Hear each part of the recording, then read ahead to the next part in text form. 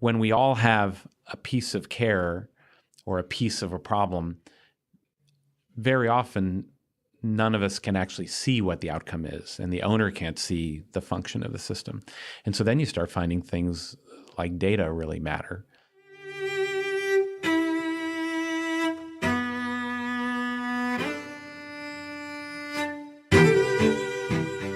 Hello and welcome. I'm Shane Parrish, and this is another episode of The Knowledge Project, a podcast exploring the ideas, methods, and mental models that help you learn from the best of what other people have already figured out. To learn more about the show, go to fs.blog/podcast. My guest today is Atul Gawande. Atul is a globally renowned surgeon, writer, and public health innovator. He's written 4 New York Times bestsellers, Complications, Better, The Checklist Manifesto, and Being Mortal. In his spare time, he's also a staff writer for The New Yorker. Atul has dedicated his career to not only building, but scaling better healthcare delivery. Shortly after this interview is recorded, he was named the CEO of the healthcare initiative between JP Morgan Chase, Berkshire Hathaway, and Amazon.com. Commenting on the initiative, Amazon.com CEO Jeff Bezos said the degree of difficulty is high and success is going to require an expert's knowledge, a beginner's mind, and a long-term orientation. Atul embodies all 3. This interview almost never happened, as my flight to Boston was canceled because of weather more times than I can count. I think you'll see how persistence was rewarded when you listen to this wide-ranging conversation. Let's get started. Before we get started, here's a quick word from our sponsor. Farnham Street is sponsored by MetaLab. For a decade, MetaLab has helped some of the world's top companies and entrepreneurs build products that millions of people use every day. You probably didn't realize it at the time, but odds are you've used an app that they've helped design or build. Apps like Slack, Coinbase, Facebook Messenger, Oculus, Lonely Planet, and so many more. MetaLab wants to bring their unique design philosophy to your project. Let them take your brainstorm and turn it into the next billion-dollar app, from idea sketched on the back of a napkin to a final ship product. Check them out at metalab.co. That's metalab.co. And when you get in touch, tell them Shane sent you. Atul, I'm so glad to have you on the show. I've been a longtime reader of yours and a huge fan of all the things that you've accomplished. Well, I've been a fan of the blog you've been writing. I've dived in now for years, and so now I get to see the face behind the blog and hear the voice behind the blog. I appreciate that. I'm going to ask you a question. I was debating on the flight over here today how I wanted to start this interview, and I think we're going to go back to like med school, which is, why did you want to become a doctor? Well, I didn't want to become a doctor. So, I grew up in southeastern Ohio, the kid of 2 Indian immigrant doctors. And of course, what do they expect? But it's, when will you go to medical school? And so I spent college, I majored in biology, but I also majored in political science, kind of looking for, there must be more to the world than just medicine. And I found it. I found it in lots and lots of different places. Some in science, I worked in a lab. Some, I tried everything in college. I was in a band. I learned to play guitar. I wrote music reviews for the student newspaper. I joined Amnesty International. I worked on Gary Hart's very short-lived campaign for president as a volunteer, and then when I got out of Stanford, I went on to do a master's degree in politics and philosophy, economics at Oxford, out of hope that I could maybe do a graduate degree in political theory or something like that. And I just found I wasn't very good at those questions. And a lot of the things that I tried, I just wasn't really made for or cut out for. And I kept coming back to medicine as a place where I was familiar, I was comfortable. It wasn't for the best reasons, right? It was a place that I knew and I could thrive. What I also liked about it was you didn't actually have to decide what you wanted to be when you grew up. So it deferred all kinds of decisions while I figured out everything else along the way. So when I got out of graduate school and decided to just stop with a master's degree in philosophy, and then I worked actually in politics for a couple of years on the Hill and found I didn't want to just work in politics. I kept finding myself gravitating back to medicine where you could have skill. The values were at the core of it for me, that it was about grappling with how science meets humanity in a place where, and policy and the world and all the complexities of life, in a place where you could really think about the individual in front of you, but also the system as a whole. And I wanted to somehow connect on both levels. It's interesting to hear you say that you felt like you weren't good at something, because from the outside looking in, you're a surgeon, a prolific writer on multiple subjects, at the New Yorker, multiple books. And so it looks like, and a researcher on top of all of that, right? Not to mention a husband and a father. So it looks like failure is not really in your vocabulary. Well, but A, doesn't mean I do all of those things well. And B, I like having a lot of irons in the fire. I like being a jack of all trades, and finding the edges between things is often where I have something to add. I'm not in. If you look at what I contribute in these spaces, it's not genius ideas, a checklist for surgery. It's just taking an idea from one domain and saying, let's bring it over to the other and see if it can work. Or understanding what people's goals are when they face mortality at the end of life. A lot of them just come from digging in deep enough to understand the gap between what we're aspiring for and the reality of what we're doing, and then trying to figure out where the bridge is to narrow that wide gap. And so most of my value just comes from saying and pointing out, wow, we don't live up to what we say we're going to do. It's usually not for evil reasons. It's usually for really complicated reasons. And then unknotting the complexity and just taking time to do that. I find in each line of work, whether it's surgery, our public health research center where we're sitting today, Ariadne Labs, or my writing, I'm just doing the same thing over and over again, actually. Was it conscious to apply ideas from other domains, or was there an aha moment that this makes sense? Or how did that come about? I think it's more personality. I mean, I think I grew up kind of interested in how the world worked, and I had a very limited vantage point in my town in Ohio growing up, and every opportunity to see more. My handlehold was through science. My parents were doctors, and that gave me a way of seeing and thinking about the world. But then my parents were also people who were deeply involved in the community, in trying to deal with the challenges in a community that had a college, but was also the poorest county in Ohio.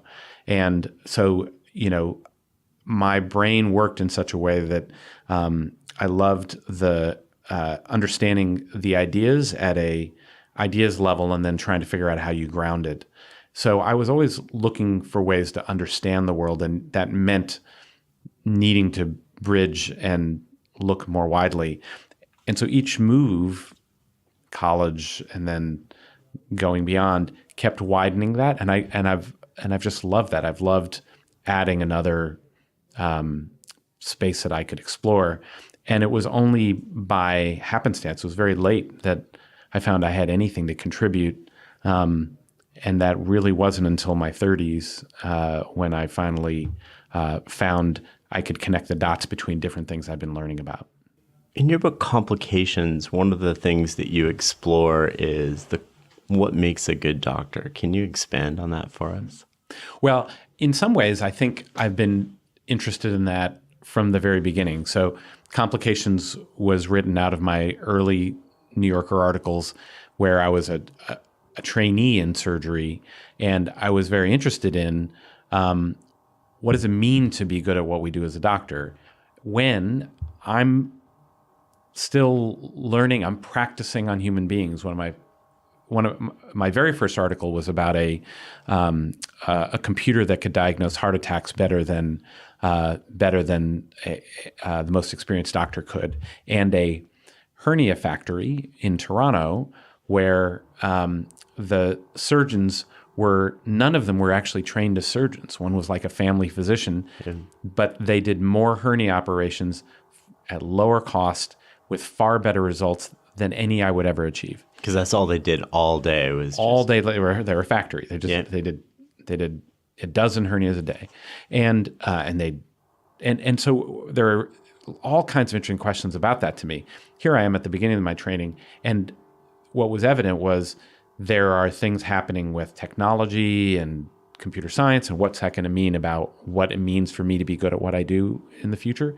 But second is that I'm learning and I'm crap, and how do I have permission to be crap and to learn along the way, and how do we even ask permission for such a thing and have a learning curve, admit that there's a learning curve, those kinds of things, and then add to it that you have folks who, it's not all about being at Harvard and going to the very best program and being the most pedigreed and the most credentialed.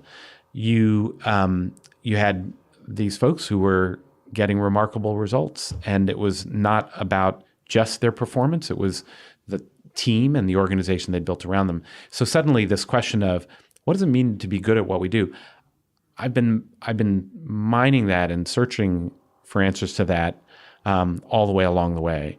And that has come to include, what does it mean to be good when it comes to our costs? What does it mean to be good with care at the end of life? What does it mean to be good at what we do when the science is exploding faster than we can understand it?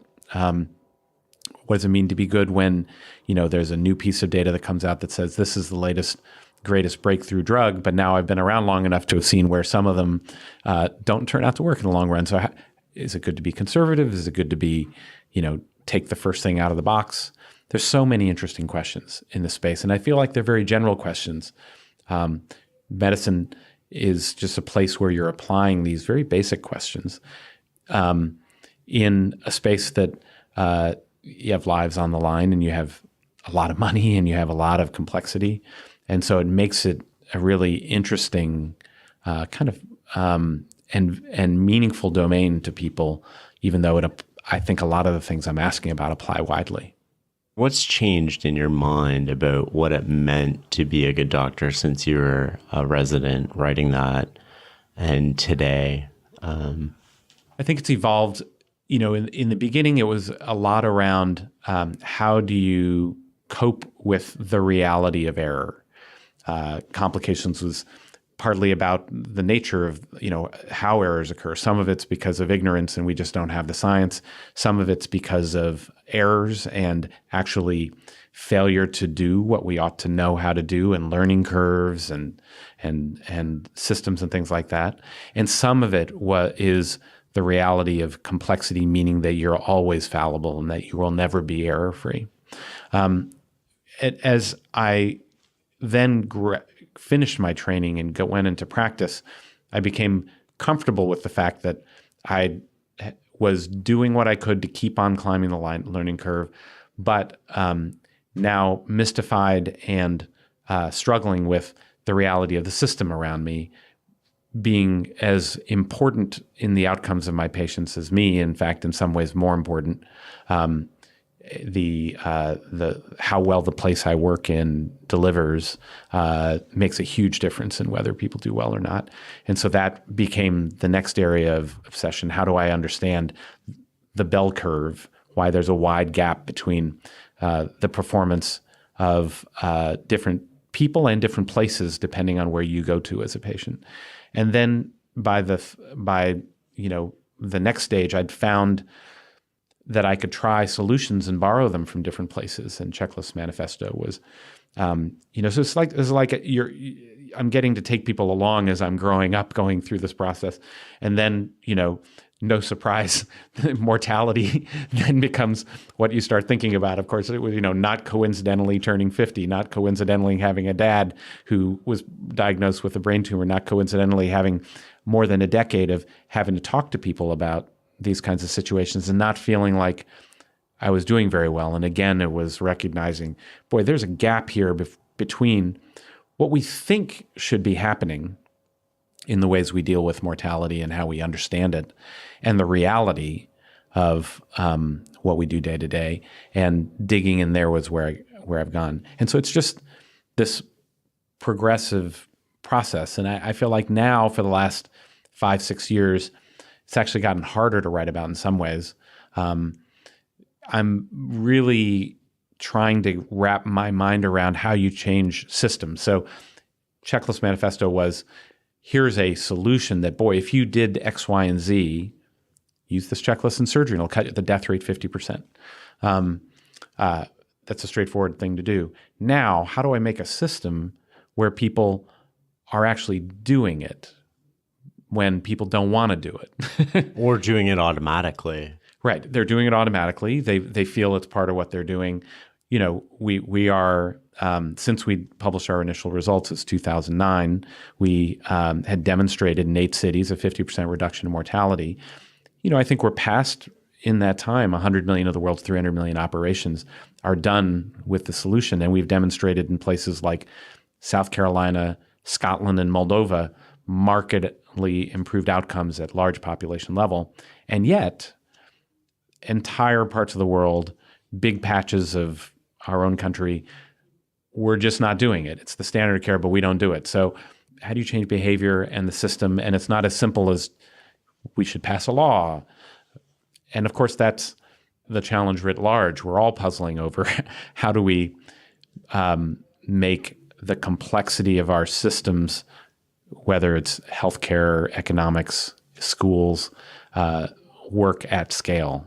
What have you learned about what we know about changing systems, not only in maybe the medical field, but other systems or other large organizations that would have maybe not sort of the same consequences as medicine, but similar complexity? Well, I think that there's the first level is what we have to unlearn, which is we see what should happen. The doctors should be washing their hands. The operation should be done in this following way. That's better than the other way. We've gathered the evidence. We've shown it to be true. And then we think, well, let's just train it. Let's just teach it. And then you've taught everybody. In fact, that's our dominant way in healthcare that we make things happen. We just train people longer. And then you discover we still suck. Yeah. And so then we get mad. And then we say, well, now you must do X, wash your hands, do the operations in the following way, get organized. And we have mandates and requirements and regulations and litigation and so on. And it does make for some better outcomes. Things get slightly better, but it's a very expensive way of making things work. And then the third level is realizing we have to systematize what we do. And part of it is creating a process solution, a better process that makes it easier to do the right thing than to not do the right thing. And so can be a checklist, or it can be all kinds of things. But then the challenge is implementing that. And we've learned a lot about the components of implementing it. There's a pathway of implementation, like doing a big bang, as we call it, saying everybody in our hospital is all going to use this checklist tomorrow, and we're going to do that in a big bang. Just, it's never worked. We've never seen it work at all. With thousands of places that are rolled out, never seen it work. Instead, you have to do a process of gather a team, a team of champions. They have to look at this thing that you want to do and ask questions. Will this work as designed in our place, and how do we have to change it? And you virtually always have to make changes. And so you need people who own making it happen. That alone is a big thing. How do you, if you have an owner to turn to? So in surgery, you have owners to turn to. There are managers, there are people who run operating rooms and are chiefs of surgery and so on. We've been running these trials in childbirth, though, And that's a completely different story. In large parts of the world, you go and say, who owns responsibility for reducing the death rate of moms and babies in your primary birth center? And it's just a lot of like, I don't know who's responsible for that. Like, I'm just a doctor. Not me. Yeah. Like, who's responsible for making sure the supplies arrive? Well, there's a supply clerk. Yeah. Who's responsible for, the nurses knowing what to do? Well, the nurses are responsible for that. But who's responsible for making sure the system, that all of those things come together? There is no owner. So creating an owner is one of the key things that you have to have in a system. And suddenly you're into things like governance and responsibility, and that's politics. And, but it's really interesting pulling those very human things apart, realizing nobody owns responsibility for seeing the system as a system, for its function, and then for plugging solutions in that can make it work, and winning people over to it and adapting it and making it happen. I think the second thing, there's so many things. This is the problem with figuring out even how to write about it, because there's so many dimensions to all of this that you start losing the sense of capability. Like, oh man, there's so many things I got to do around this. But I do think that there are ways that you start to figure out how to pull it together. So the second thing that I was about to say is that when we all have a piece of care or a piece of a problem, very often none of us can actually see what the outcome is, and the owner can't see the function of the system. And so then you start finding things like data really matter. So, suddenly you're into all these really unsexy things. You got owners and managers, and you have data, but lives are unlike. Like you can't find a single New England Journal publication. You can find every week you'll find, here is a drug that makes a difference. Here is a specialist technique that can make a difference. But you don't have a single article demonstrating that the leader who makes sure all those things come together is worth multiple percentage points of mortality reduction. And that's really interesting to me, that we haven't made that into a tractable, tangible. And then what are they doing better that could be possibly copied or replicated? And so we've started to unravel that. We've started to pull those things apart, and it often is really mundane things. One example, we published some data on hospitals and the variation between hospitals with a colleague that we partnered with named Rafaela Sadun, who's at Harvard Business School. And we measured across hospitals in the country implementing safe surgery programs and so on. And, for many of your listeners, it's like, oh, this is totally just like Business 101. Do you hire for talent and their ability to achieve your main goals and objectives? Number two, do you have measures of whether you are achieving those goals and objectives? Number three, do you have goals and objectives? Do you have targets for what you aim to do that you're measuring against and hiring for? And then fourth, do you standardize operations around, do you make a kind of a checklist for the key things that your key targets and what you're trying to accomplish? And we now see that there is direct correlation between the more of that you do, the better off patients are, substantially better off patients are, and better off in terms of quality. And we also see there isn't a single hospital we have measured yet that is doing it at the highest levels, that would get a 5 on a 5-point scale in all of those domains. The average hospital has got poor performance in at least one of them. And we have lots of hospitals that are just 1s and 2s on all of them because they don't die. Businesses go out of business. Yeah. One of the interesting things is that joining up with her, she said, manufacturers and retailers, the ones just go out of business. In healthcare, they keep on going. And the only thing we have going for us is the schools are even worse on our measurement scores.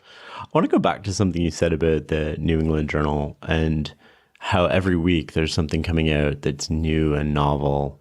And yet we're attracted to that, and we're not attracted to the boring, more fundamental things that make quantifiably make a larger difference. Why do you think that is?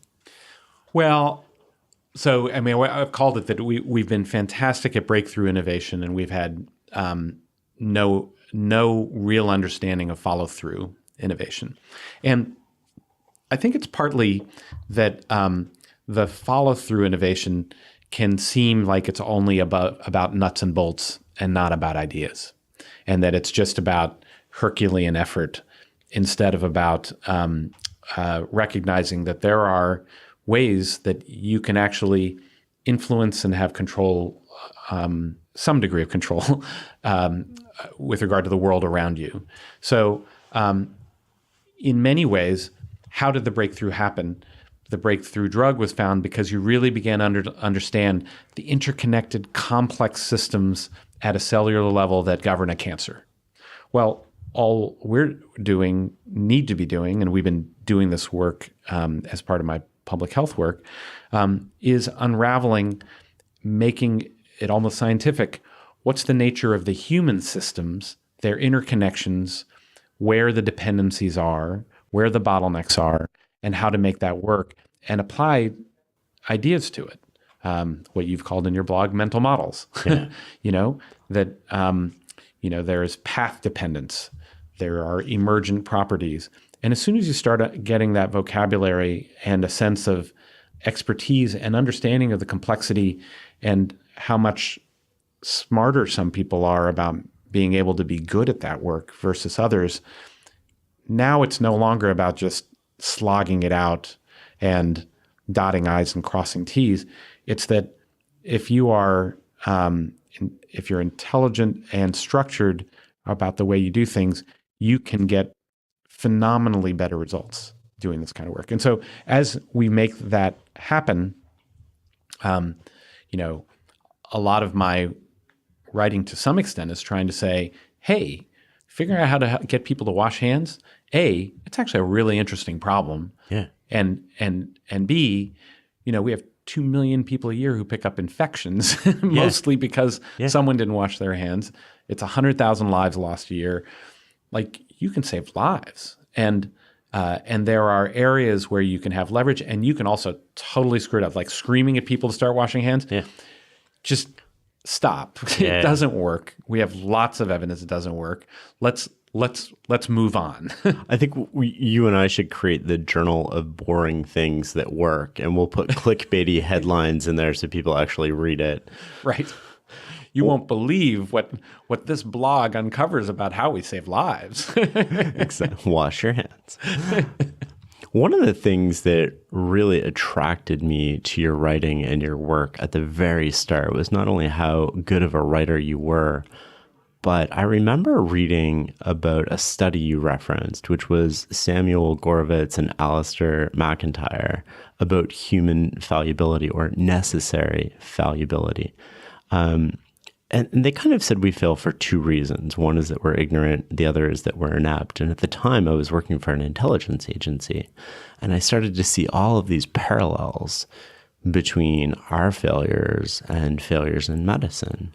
And also all of these parallels in organizations and trying to systematize getting better and basic improvements and how far they can go, but also in terms of this necessary fallibility. You're never going to be 100% correct. You're never going to have all the answers. And at any point in time, retrospectively, you'll always be able to look back and say you should have done something different. Even though in the moment that decision might have been the right decision. You'll have this hindsight that allows you to take a different path. I'm wondering, why is applying knowledge that we have so brutally hard to these problems, which is speaking to the failure of ineptitude? Well, so first of all, I want to just call out again Gorovitz and McIntyre. That paper was a 1976 paper. For me, has been the most influential thing in my career, just because it gave me a handlehold for thinking about problems, and you know, and you mentioned it as a study, but in fact, it was just two philosophers who were thinking about why do we fail at anything we do, and you know, the big deal to me about that paper was it pointed out, it helped me think about where we were also in history as well. For most of human history, for like 99.99% of it, our world was governed largely by ignorance. We did not know the diseases that could afflict the human body or understand them, let alone what to do about them. We didn't understand how, you know, societies rose and fell. We didn't understand how economics worked, even in the most basic components. And you know, now we're in a place in the 21st century where we haven't answered all the questions, but we have equally now a problem of ignorance and of what they called ineptitude. I prefer to call failure to deliver, a little less judgmental, which is that now we've discovered, for example, in healthcare, we've discovered that there are more than 70,000 ways the human body can fail, 70,000 different diagnoses for our 13 organ systems. We've developed 6,000 drugs, 4,000 medical and surgical procedures, and now we're trying to deploy that capability town by town to everybody alive. And then when you start dissecting, what's the nature of that fallibility, that failure to deliver? Well, first of all, that list I just told you, that's incredible. There's nothing like it. I would argue this is humankind's most ambitious endeavor, is to deploy all of these discoveries in the right way, in the right time, in the right place, without also bankrupting society. How do we make this happen? And there are two aspects of it, as you point out. A substantial amount of it can be solved by being able to understand and address the complexity of making all of these things happen, understanding the variation in how human beings can have these things occur, and what we know about how we can manage it. But then there's the additional reality of necessary fallibility, as they called it, which is we will never have complete knowledge of all of the conditions and states of the world. And we will continue to find we still don't have an understanding of all of the laws that apply to it. So even if we were to come to a complete understanding of all the laws of the universe, we won't be able to understand all of the interconnections and all of the particularities and how they all interconnect. And so we're always making our best prediction and effort to be able to drive that. And so grappling that, something about that is deeply human. So we have a long way to go, being, I think, one of the first generation where we need an equal amount, or sometimes even greater amount, of discovery and follow through how we manage this complexity, the volume of knowledge, our capabilities, and then also how we grapple with and manage the reality of necessary fallibility. It's interesting to me that they actually termed it ineptitude, the failure to deliver, because that word has a judgment applied to it. Right. Like, if an individual or a group of individuals fail to apply the knowledge that exists correctly, they're just inept. Right. But there's all kinds of issues of justice and things that go into it too, because that failure to deliver, when you do the wrong thing and somebody dies, we want to hold people responsible, and we should. And at the same time, we have also to grapple with the reality of fallibility, the reality of not everything being in an individual's control, but being a property of a system as well. And that subverts all the ways that our brains generally work. Yeah, definitely. We have a high tolerance for forgiving mistakes when we don't know what the right outcome is. But as you pointed out, I mean, it's a lot more difficult when we do know that there's an established method for solving this particular problem.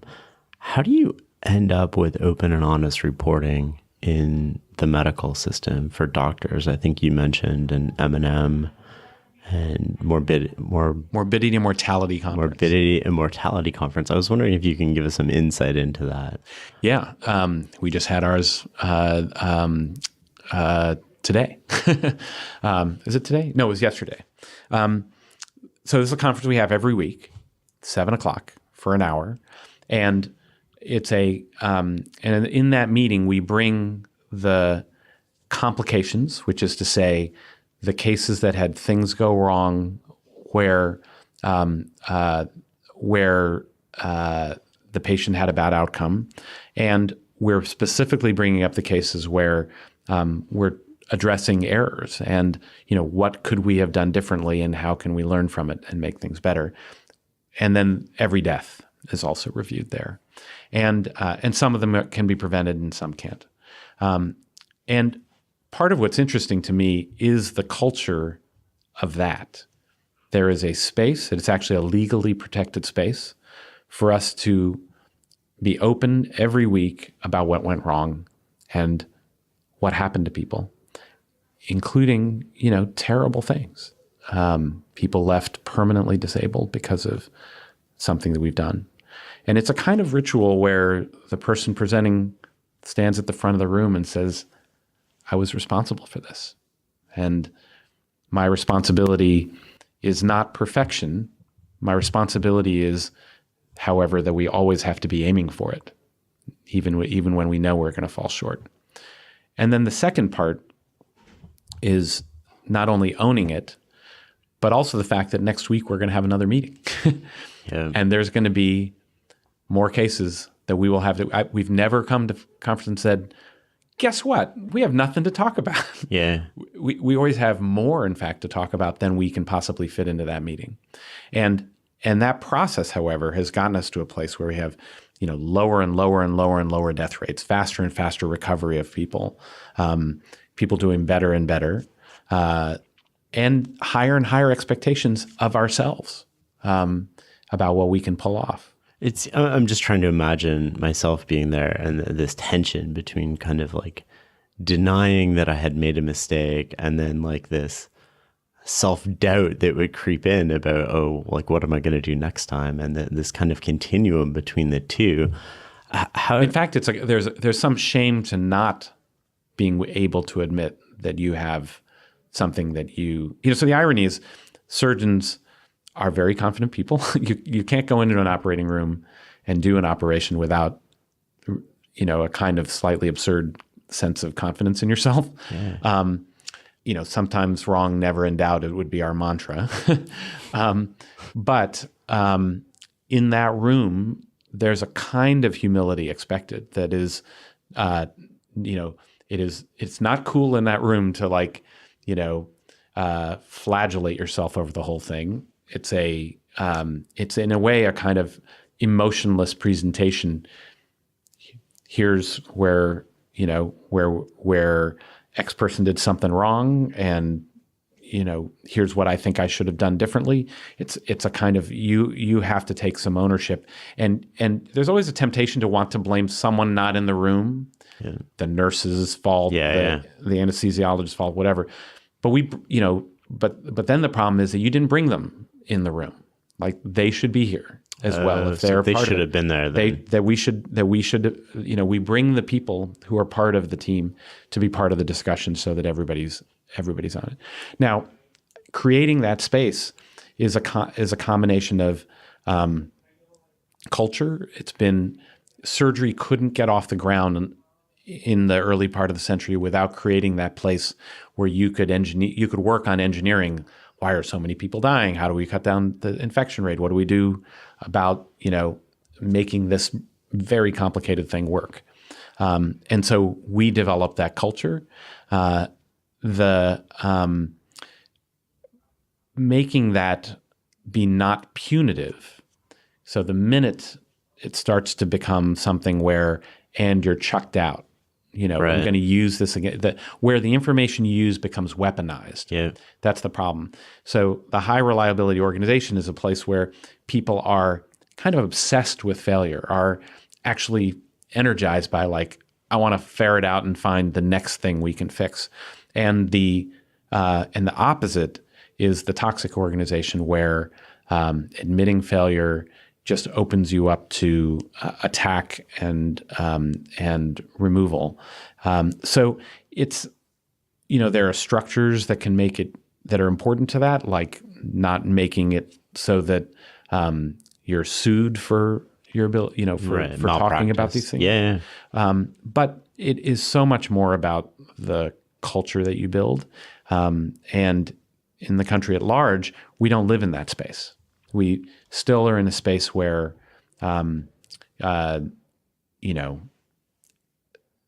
presidents acknowledging mistakes is seen still as a kind of weakness. And it's something that holds us back.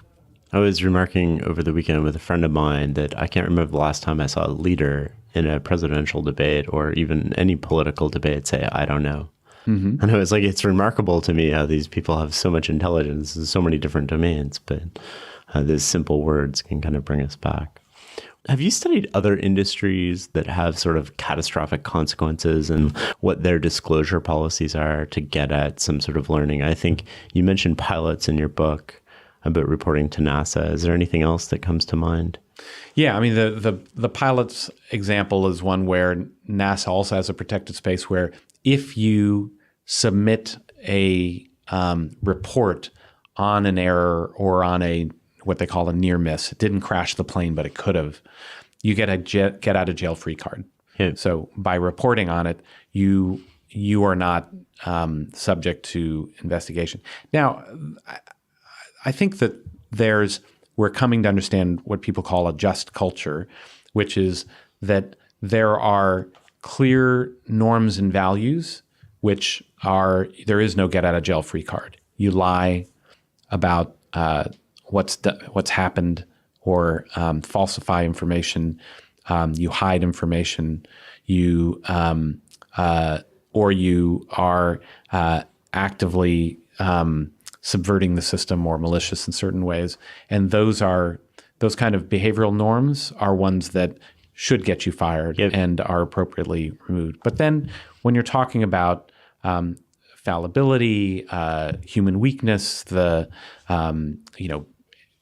problems that occur because people are in conflict or they're tired or all of those things, or you weren't thinking, those are part of human beings trying to work together on really hard things. And so in other industries that I've seen that have been able to create that space, engineers on successful teams are able to create, and you can see on teams within the same organization, in the same research lab, for example, you can see good and bad culture within the teams. But when the leader has made it so people can actually speak up, a woman named Amy Edmondson has done a lot of research on how you create psychological safety, and it's creating a place where because everybody is speaking with an equal voice. People from the highest level to the lowest level, they have all been able to contribute. And when that exchange is the way that it occurs, then you're there. We're seeing it in our operating rooms. We introduced our safe surgery checklist, and one of the key items on the checklist, I think one of the most powerful, is that people in the room all discuss the case, the anesthesiologist, the nurse, and the clinician, and the surgeon, to discuss what are the medical issues of the patient, what's our plan for the day, what are our worries about, what are the non-routine things that can go wrong, is the equipment and everything else in place. At the start, we ask people to introduce themselves by name and role. Yeah. And it's like coming into a meeting room and everybody goes around and introduce themselves. And what we found is that activates the likelihood that everybody will speak up. And if it's run well, then everybody has spoken. And we can see that the places where that ability from the medical student to the most experienced clinician in the room, it's not, you can see places where it's the surgeon doing all the talking, and you can see places where it's the nurse doing all the talking, and the power differential has gotten out of whack. Why do you think that is? Like just the mere matter of kind of introducing yourself with your role. Is it because we identify with our roles? Like what is it behind that gives you the confidence to be like, oh no? I think so. Now, not well studied in the operating room, but the reasonable evidence from psychologists looking at this question that when people have gotten to speak in a room just by introducing yourself, saying, here's my name, here's where I'm from, in a meeting where people are new to the meeting, the people who haven't been able to introduce themselves are much less likely to say anything in the course of the meeting. But if you've actually been able to hear yourself in the room and say, I'm here, this is who I am, that removes your barrier of wondering whether I'm even allowed to speak in this room. Right. So it's that psychological. It's almost like giving you permission to speak up.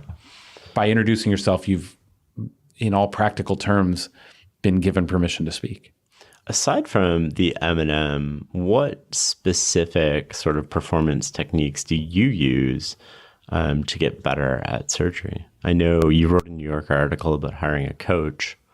Yeah. Can you expand on that? Yeah. So, what's interesting about the work as it's gone along is the first step is trying to make sure you don't do the stupid things that people already know about that demonstrably get to better results. Do your checklist. Don't make the dumb mistakes. But then if you're trying to get to excellence at the other end of the scale, it's interesting to me that we have such different theories across different professions about how you make that happen. The pedagogical theory is you go to Juilliard, you get your 10,000 hours of practice with the violin, and you then head out into the world and you're responsible for the rest of your self-improvement along the way. Yep. That model is the primary one in professional life.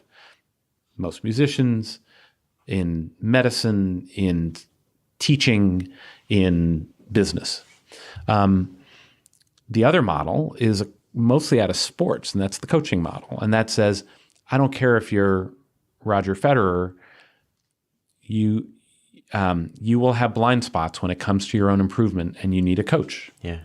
And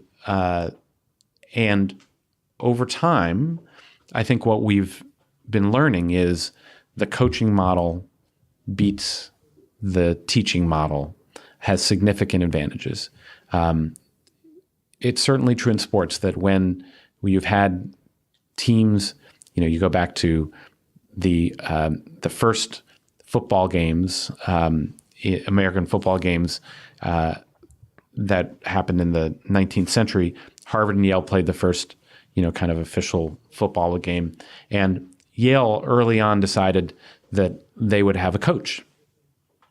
And Harvard said that's very, very déclassé, very uncool. Like, gentlemen don't need to be coached. We just know. Right. And Yale won something like over the next couple of decades, won all but a couple of the games, and then Harvard got a coach. And so applying that idea, we have, I was writing that New Yorker article. I was just trying it out for myself. I had one of my former professors who I'd admired, and he'd retired, come to the operating room, observe me, and give feedback after about 10 years of being in practice, when my complication rates had sort of flattened out. I wasn't getting any better. So you had plateaued. I'd plateaued. And then getting his coaching, first of all, watching one case, and he had all kinds of things he had for me to work on, including where I was standing and how I used the light in the field, and these things that I had that I couldn't see for myself.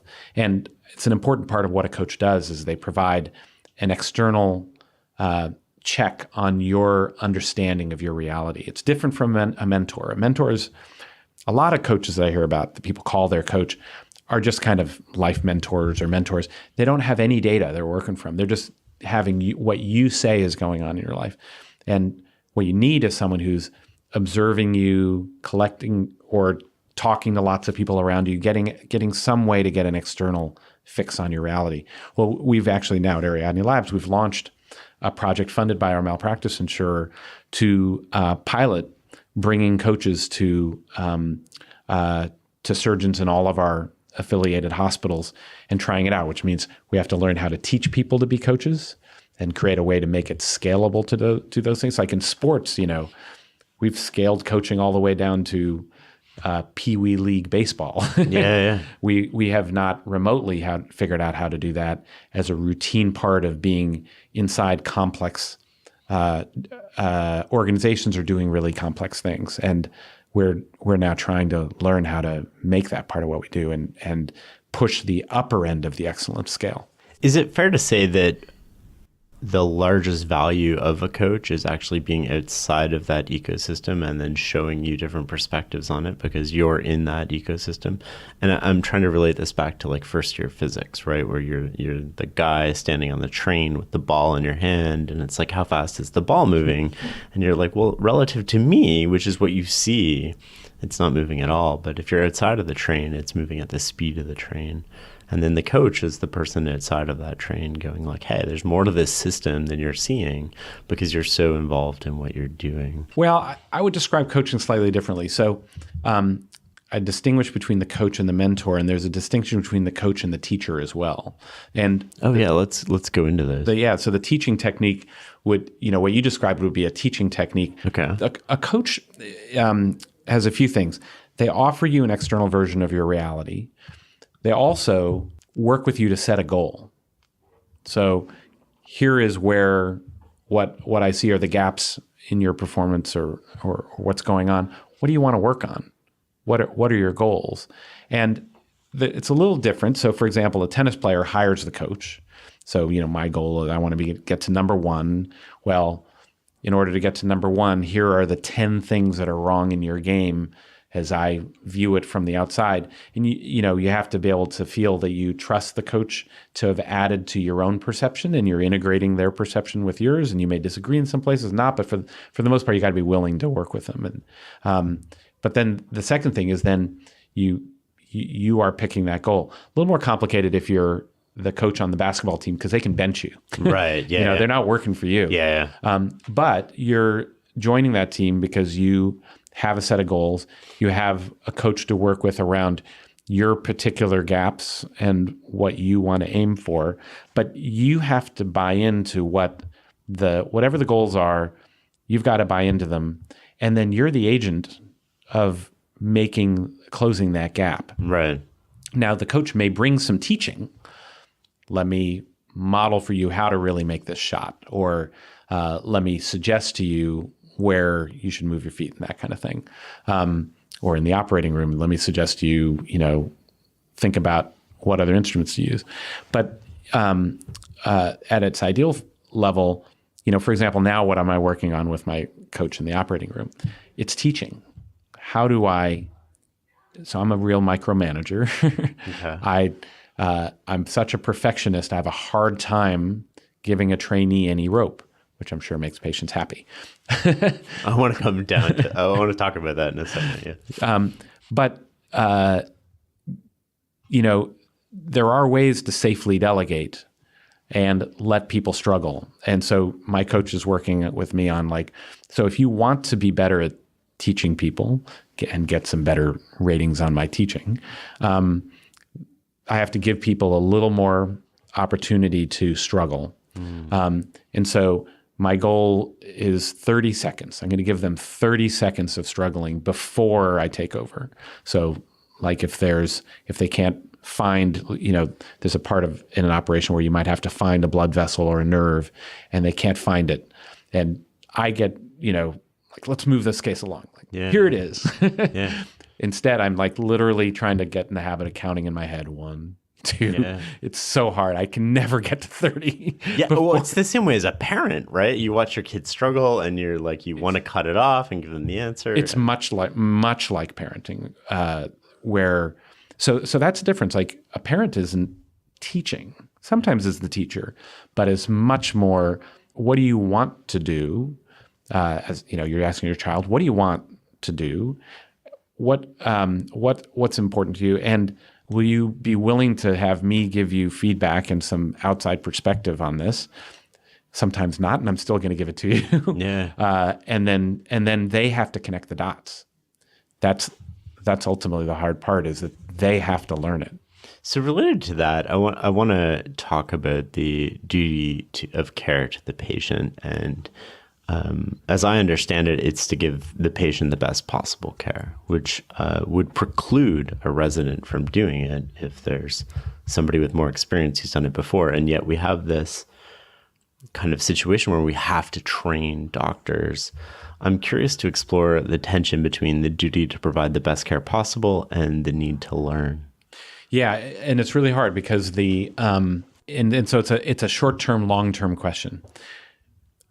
We will be unable to provide the best possible care to a given patient over time if we are not also training people, right, and giving people opportunity to learn.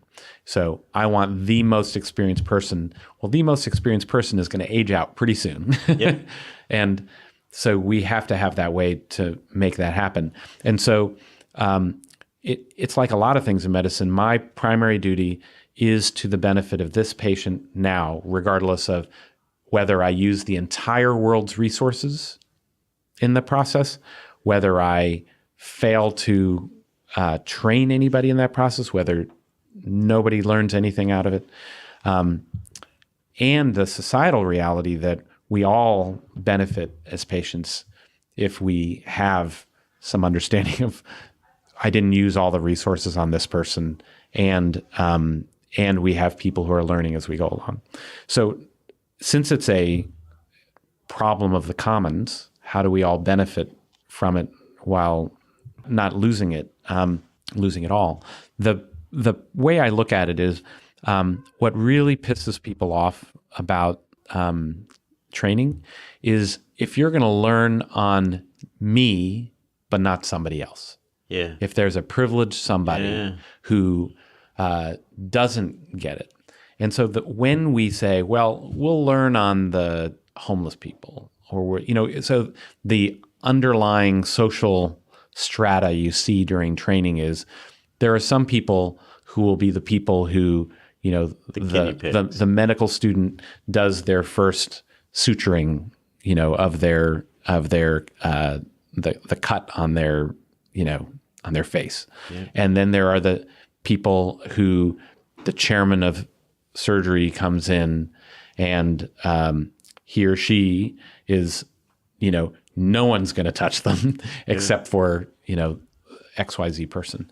And part of getting to a better place is that we now, it's simply not permissible in American healthcare to have trainees taking care of most people. Like, the Veterans Administration used to be a place where it was a lot of people were being taken care of by trainees. Yep. It's not possible to be taken care of by a trainee who has not got supervision. And so that's, changing remarkably.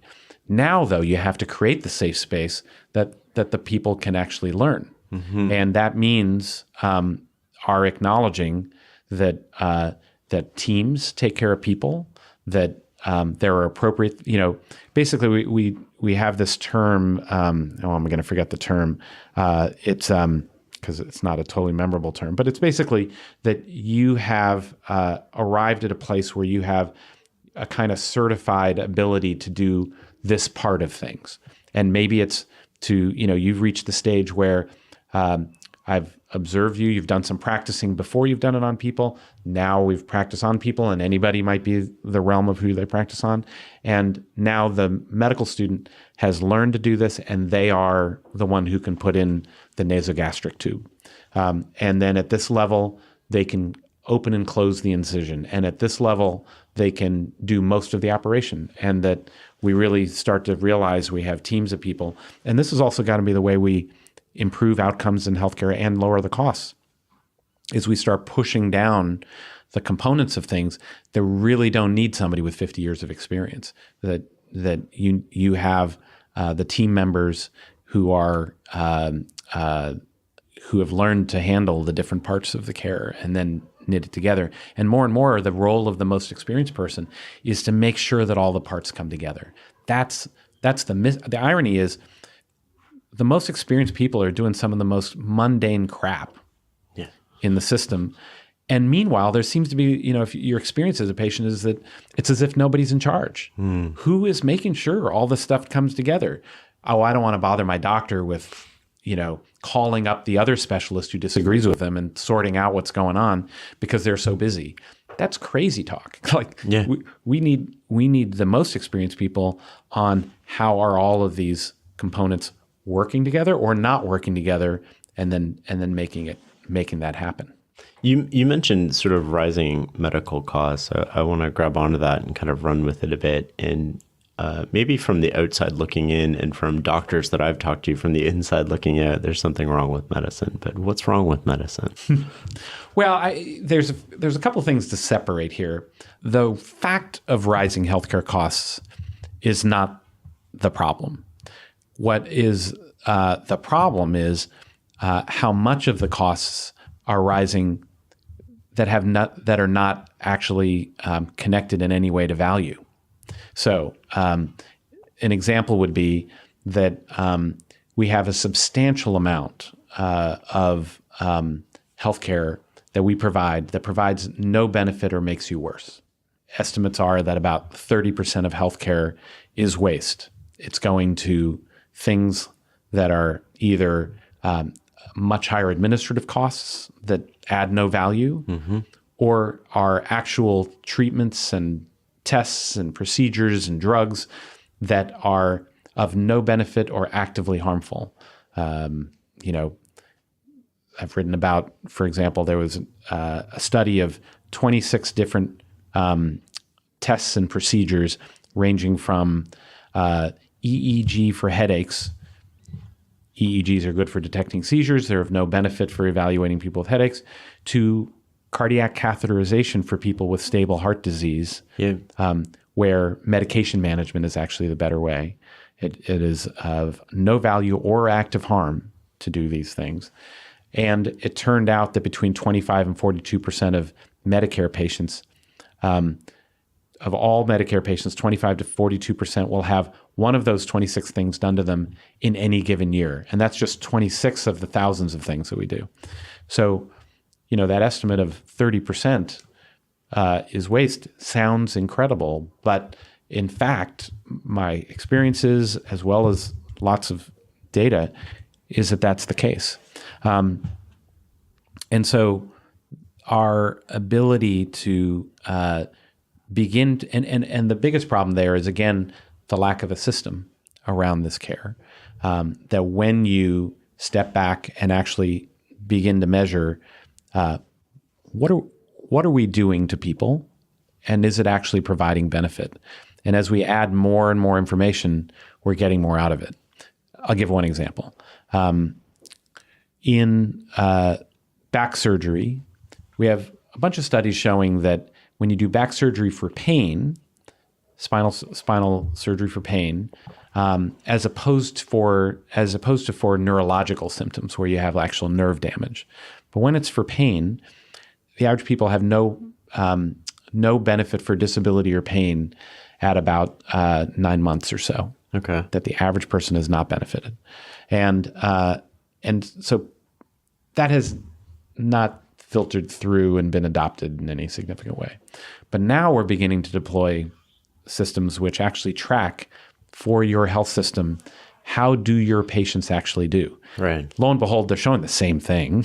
Yeah. But seeing now in our system, our surgeons are getting no benefit for this operation in reducing people's disability or pain at 9 months after this procedure. Right.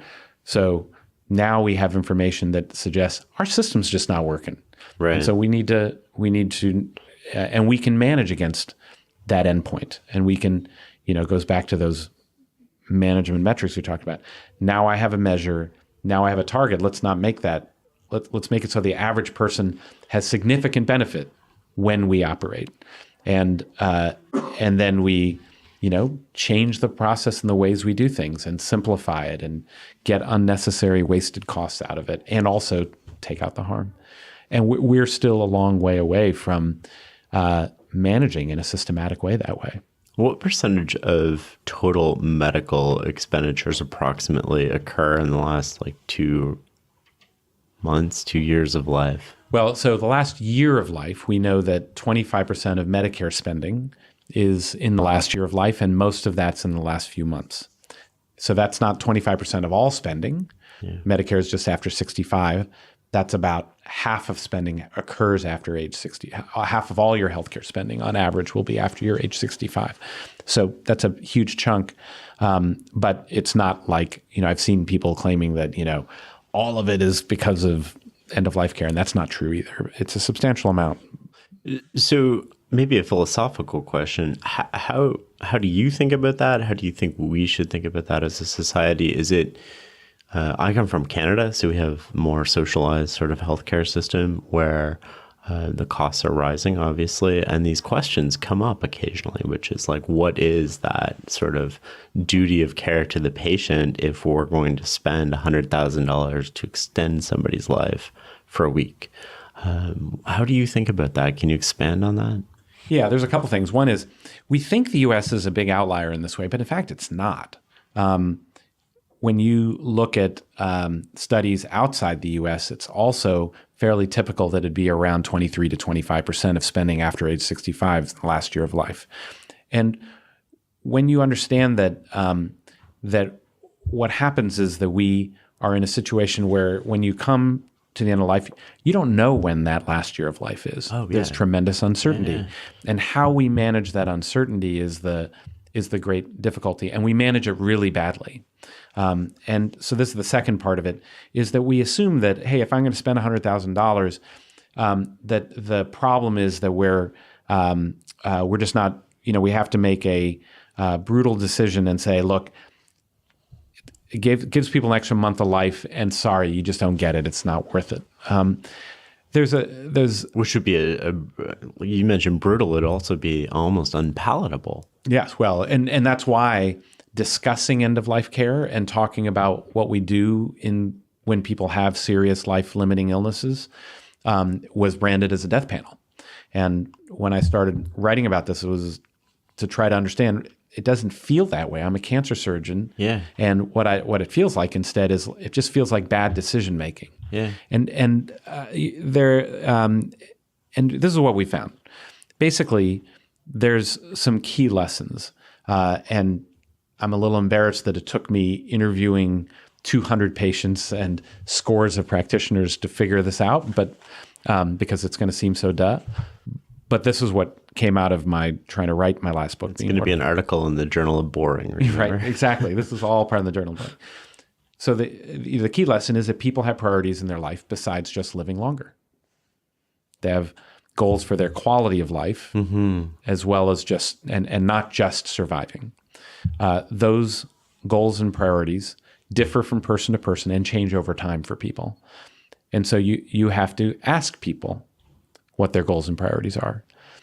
We rarely ask. We just finished a survey in Massachusetts, and it's our third year of doing the survey, and it hasn't budged. We're at 25% of people who have a serious life-limiting illness in the last year and have been hospitalized.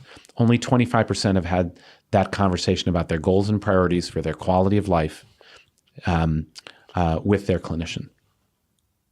When we don't have that conversation, the result is that the care is often out of alignment with people's priorities and goals. And the result of that is suffering. It also is the result is cost. Yeah. We're often doing things that people don't want, that are on the assumption that they would sacrifice any amount of quality of life for the sake of quantity of life. Now, there's further studies that have been shown, including a randomized trial at the Mass General Hospital with stage 4 lung cancer patients who all died in the course of care. And when they had conversations with a palliative care expert about their goals for their quality of life, the result was that they stopped their chemotherapy 2 months earlier, 50% lower likelihood that they would still be on chemotherapy 2 months before the end of their life. They spent about a third less money and time in the hospital and time in the ICU and had more time at home. And the kicker was they lived 25% longer, which meant that making that last-ditch operation, the last-ditch fifth line of chemotherapy when the 4 others didn't work, is mostly adding toxicity and harm out of an inability to come to a good decision about what your goals and priorities are and to honor them and to actually listen. And so what we're finding is when that the flip side is when you actually have conversations with people and make it a normal part of what we do about your goals and priorities for your quality of life as well as for survival, we make better decisions about care. They get better outcomes, including they just feel better. That you measure lower rates of anxiety and depression and getting pain under control better and avoiding nausea and all these things that actually matter to people. They are more functional. They're able to be at home and do the things they want to do more. And they live equally long, if not longer, in the average situation. It's probably a bit of a false duality in all situations, but in some situations it does exist. And how do you think about the tension personally between quantity of life and quality of life? There are certainly situations. So a classic case in point is a patient who's in the ICU on a ventilator, suffering, and they are not getting better. They're just getting worse. And we'll have a family discussion. And when we don't have that discussion about what would this person be willing to go through for the sake of another week where we can't make them better, and what would they not be willing to go through? And the family will say, another week on a ventilator is not life to them, that they would not consider that. And by the way, it's not life to me. So when we decide to then turn off the ventilator and remove the breathing tube going down their throat and let them be comfortable, where we may be shortening life. They may lose that week or two, but it's a week of suffering. And many people would choose not to have that week. Not everybody. And what's important is that we ask, because there are some people for whom they would say, I still want that week. And that's okay. But it is not the vast majority. It's over 85% who say that that there are limits to what they are willing to endure for the sake of longer life. 2 questions left, one easy and one more philosophical and self-reflective. I'll start with the easy one, which is, what do you wish all patients knew? What I wish all patients knew is what the role of the clinician ought to be and what their role is, and that you can demand it. And the role of the clinician is not just to tell you the facts of what your situation is. Here's your disease. Here are the options, A, B, and C. Here are the pros, the cons, the risks, the benefits. But the role of a clinician is also be a counselor. Yeah. And that means that the clinician should be someone who helps you understand and identify your goals, given the cards in your hand right now, which may not be a great hand, but what matters to you now. And they should then be able to help you understand, here are the options, here's what they understand about them, but then help me match what my goal is with which one might give me my best shot at achieving that without sacrificing things that are important to me. And your role is that you need to help the clinician understand your goals and to be as clear as you can about that. My father, when he had his brain tumor, his first goal was, he was a surgeon, do not give me a treatment that's going to cost me my ability to keep doing surgery. We already knew it was an incurable cancer. Right. So everything we were doing was to prolong life. And to him, life, one of its key values was getting to continue to take care of patients. And so, even with all of the experience in the room that my mother, my father, and I had as doctors, we were all doctors, we counted 120 years of experience in the room as we're talking to the oncologist, and they go over 8 different chemotherapies that he can have. And we have no idea there are 8 different combinations. As much as they try to explain, cannot understand Yeah. what all the choices are. And so wanted the guidance from the oncologist, well, which option would allow him to do surgery, not lose his ability to do surgery, or when he did lose his ability to do surgery, then his goal was, well, what I still love is being with people. And so I want to be able to sit at the family dinner table and be around with family or friends and actually still have enough energy to converse and enough mental capacity to do that. Which ones would have such severe side effects I'd be too wiped out or have to be in an institution or would be struggling to get to that dinner table? Those became the guideposts. And I think the critical thing for people to understand, this isn't just about the end of life. Life is the accumulation of illnesses, most of which you'll survive and now have to manage as time goes on. And you'll have medicines you'll need to be on, and they'll have side effects, and there'll be things that they help you do and things that they might hurt you from doing. You have to help us understand what your priorities and goals are for what matters in your life. And then you have a right to ask and demand that we help you pick the choices that will best achieve those within the realm of what's actually possible. It's matching care to kind of your goals and desires. It's a matching problem, yeah. And it's more complex than a simple algorithm or just knowing what the studies show. Understanding a person and what matters to them can include things like, I need to get to a wedding next week, or I really, can't stand how much I've had to be in the hospital. I just need a break right now. Yeah. And understanding what are the costs, what are the, there's not an algorithm that gives the answers to these. So that's this is the area where you get into some necessary fallibility. But is some of the most gratifying work you do as a clinician is this kind of judgment and work with the patient.